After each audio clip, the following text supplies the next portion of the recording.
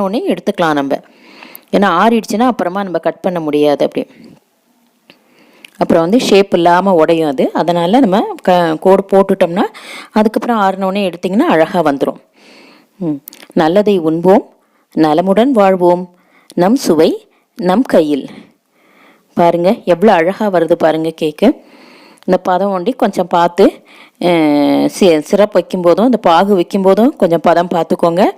அதே மாதிரி இந்த ஜிஞ்சர் பேஸ்ட்டு போட்டுட்டு ஒரு 10 மினிட்ஸாவது நீங்கள் கிளற மாதிரி வருது. கிளறிட்டு லாஸ்ட்டாக இறக்கும்போது அப்பையும் நீங்கள் கொஞ்சம் தண்ணியில் போட்டு பார்த்தீங்கன்னா கையில் எடுத்திங்கன்னா தண்ணியில் கரையாமல் பால் மாதிரி வரும். அப்போ வந்து நீங்கள் எடுத்து ஊற்றி இது மாதிரி நீங்கள் ஸ்ப்ரெட் பண்ணிவிட்டு கட் பண்ணிடலாம். அப்போ கேக் மாதிரி அழகாக இருக்கும். நீங்கள் எடுத்து கண்டெய்னரில் போட்டு வச்சுக்கலாம். நீங்கள் ரொம்ப நல்லா இருக்குது. இஞ்சி மரப்பா வீட்டிலேயே நம்ம செஞ்சுக்கலாம். கொஞ்சோண்டு இதில் என்ன 1 டீஸ்பூன் நெய் போட்டிருக்கேன். கொஞ்சம்